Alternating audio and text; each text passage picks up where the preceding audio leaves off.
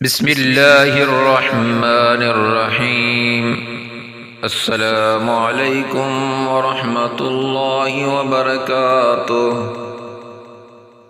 ابو سعید خدری رضی اللہ عنہ کہتے ہیں کہ ایک شخص نے نبی اکرم صلی اللہ علیہ وسلم کے پاس آ کر عرض کیا کہ لوگوں میں سب سے بہتر اور اچھا کون ہے؟ آپ صلی اللہ علیہ وسلم نے فرمایا، وہ آدمی جو اپنی جان و مال سے اللہ کی راہ میں جہاد کرتا ہو۔ اس نے پوچھا، پھر کون؟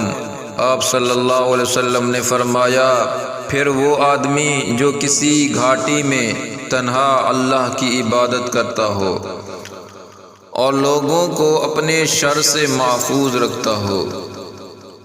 حضرت ابو ہریرہ رضی اللہ عنہ سے روایت ہے کہ رسول صلی اللہ علیہ وسلم نے فرمایا، رشک صرف دو آدمیوں پر کیا جا سکتا ہے، ایک اس پر جسے اللہ نے قرآن کا علم دیا اور وہ اس کی تلاوت رات دن کرتا ہے، تو ایک دیکھنے والا کہتا ہے کہ کاش مجھے بھی اس جیسا قرآن کا علم ہوتا تو میں بھی اس کی طرح تلاوت کرتا رہتا، اور دوسرا وہ شخص ہے جسے اللہ نے مال دیا اور وہ اسے اس کے حق میں خرچ کرتا ہے، جسے دیکھنے والا کہتا ہے کہ کاش مجھے بھی اللہ اتنا مال دیتا تو میں بھی اس طرح خرچ کرتا جیسے یہ کرتا ہے۔